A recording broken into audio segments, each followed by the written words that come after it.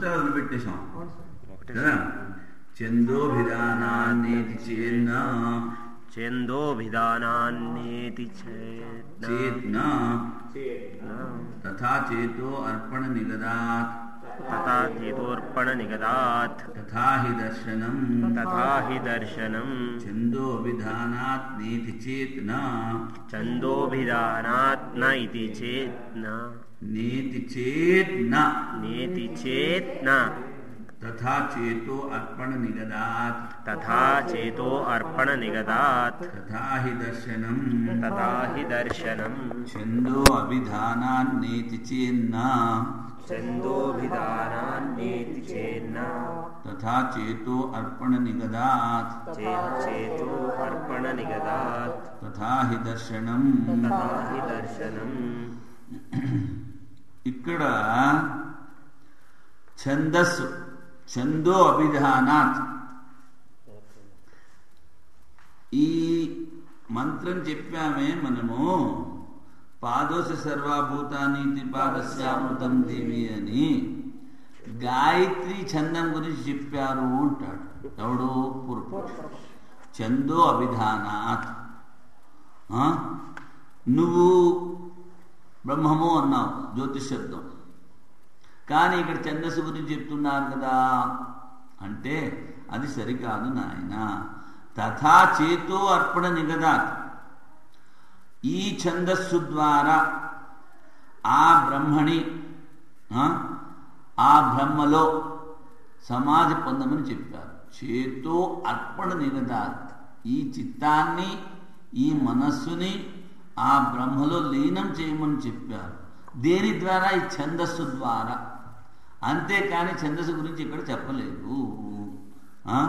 తథా చేతో అర్పణ నిగదాత్ గదవ్యక్తాయాం వాచి కనుక తథాహి దర్శనం. అలాగే ఋగ్వేదంలో కూడా కనిపిస్తుంది. బ్రహ్మరుచ మీమాంస చేస్తున్నారు.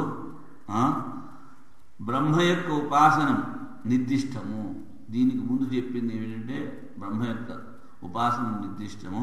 అందుకని ఇక్కడ ఈ ఋగ్వేద మంత్రాల్లో కానీ ఈ ఛాందోగ్య మంత్రాల్లో కానీ వీటన్నిటిలో కూడాను ఆ బ్రహ్మ యొక్క ఉపాస్యం ముందు చెప్పారు కనుక ఇక్కడ అదే మీకు కంటిన్యూ అవుతుంది కనుక అదే తీసుకోవాలి. వాడేంటాడు ఛందస్సు గురించి చెప్పారు కదా అంటే అది సరికాదు నాయన. ఎందుకని? ముందు నుంచి బ్రహ్మ గురించి చెప్పుకొస్తున్నారు. ఆ బ్రహ్మలో మనసు లీనం చేసుకోమని చెప్పారు. తథా చేతు అర్పణ దర్శన నిగదాత్ అదే విధంగా మిగిలిన చోట్ల కూడా కనిపిస్తుంది. అందుకని ఇక్కడ ఛందస్సు గురించి చెప్పట్లేదు. తర్వాత రెండవ సూత్రం భూతాదిపాద వ్యపదేశోపపత్తేశ్చైవం భూతాదిపాద వ్యపదేశోపపత్తేశ్చైవం భూతాదిపాద వ్యపదేశోపపత్తేశ్చైవం పాద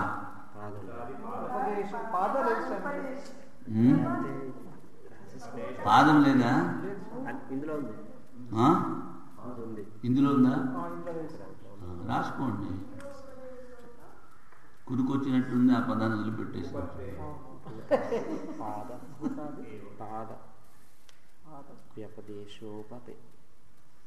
వ్యపదేశోపపత్తేశ్చ ఏవం.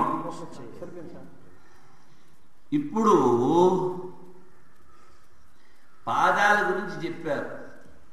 గాయత్రికి 4 పాదాలు ఉన్నాయి అని కదా. శేష చతుష్పద గాయత్రి. భూతాలు, పృథివీ, శరీరము, హృదయము 4 పాదాలని చెప్పారు. ఇప్పుడు పాదాలని వేట్లంటారు. ఛందస్సు దానికి 4 పాదాలు. 4 పాదాల్లో ఏముంటాయి? అక్షరాలు ఉంటాయి కదా. అక్షర సన్నివేశము అయినటువంటి, అంటే అక్షరాన్ని కలిపి చెప్పినటువంటి ఛందస్సు, దాని కనుక ధ్యానం చేస్తే మోక్షం వస్తుందా? కనుక అక్షర సన్నివేశ రూపమైన ఛందస్సులో భూతాది వ్యపదేశోపపత్తేశ్చ, అంటే ఇప్పుడేమిటి, నువ్వు గాయత్రికి 4 పాదాలు అని చెప్పావు, ఒక్కొక్క పాదాల్లో 6 అక్షరాలు 8 అక్షరాలు ఎన్నో ఉన్నాయని చెప్పావు. ఇప్పుడు ఈ అక్షరాల్లో అన్ని భూతాలు ఉన్నాయి, పృథివీ ఉంది, శరీరం ఉంది, హృదయం ఉందని ఎలా చెప్పగలవు? కనుక ఆ బ్రహ్మలో ఈ భూతాలన్నీ ఉన్నాయి, పృథివీ ఉంది, శరీరం ఉంది, హృదయం ఉంది అని చెప్పడం తేలిక.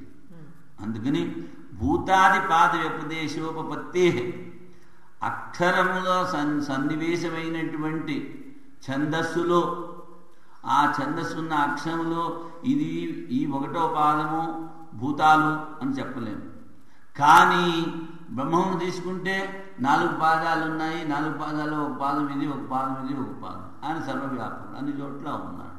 అందుకని భూతాది పాద వ్యపదేశోపపత్తేశ్చ ఏవం, ఇక్కడ ఛందస్సు కాదు నాయన, ఇక్కడ పరమాత్మనే తీసుకోవాలి. ఎందుకని? భూతాలు, పృథివీ, శరీరము, హృదయము, ఈ 4 పాదాలకి ఉపదేశం చేశారు. ఇవి బ్రహ్మకి 4 పాదాలు అని చెప్పారు. అందుకని పాదాలలో అన్ని భూతాలని, అంత పృథివీని, అంటే అక్షర సమానమైనటువంటి అక్షరంలో సన్నివేశమైనటువంటి పాదములలో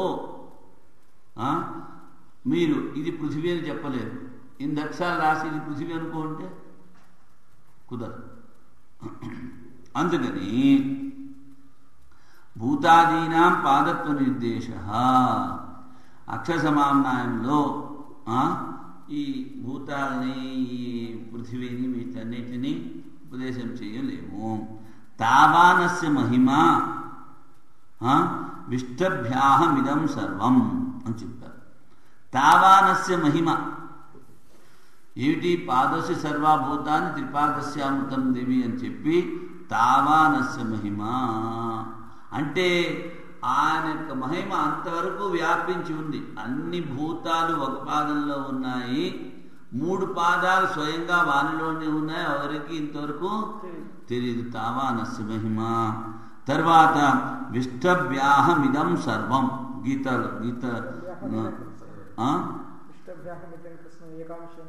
ఏకాంశైన స్థితో జగత్. మరి ఆయనలో ఉన్నటువంటి ఏకాంశములో ఈ ప్రపంచమంతా ఉంది, బ్రహ్మాండాలన్నీ ఉన్నాయి. అందుకని మరి వాడి మహిమ ఎంతవరకు ఉంటుంది?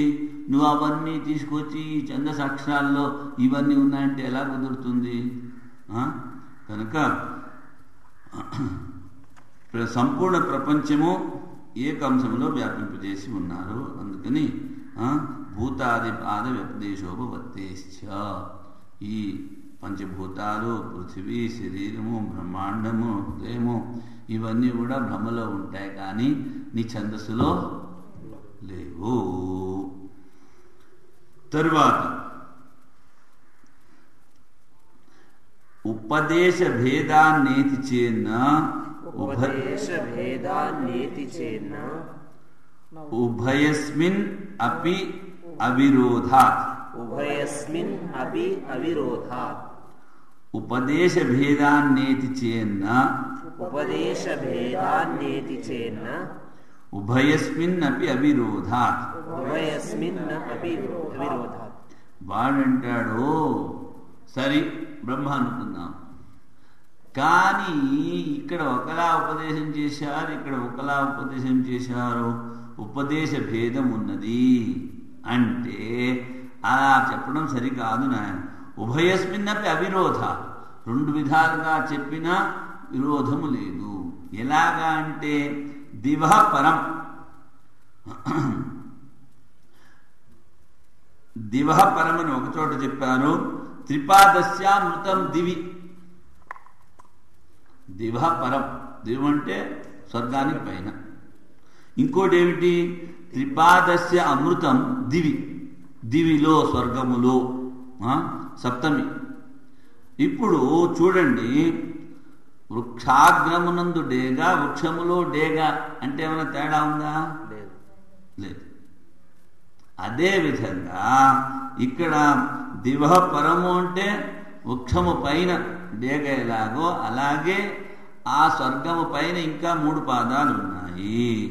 త్రిపాదస్య అమృతం దివి, ఆ స్వర్గం నుంచి ఇంకా 3 పాదాలు ఉన్నాయి, స్వర్గంలో 3 పాదాలు ఉన్నాయి అని చెప్పి వృక్షాగ్రమందు డేగా, వృక్షాగ్రము పైన డేగ అలా అని చెప్పినప్పుడు వృక్షాగ్రము పైన అని చెప్పినప్పుడు ఉపదేశము తేడాగా కనిపించినప్పటికీ తేడా లేదు నాయన.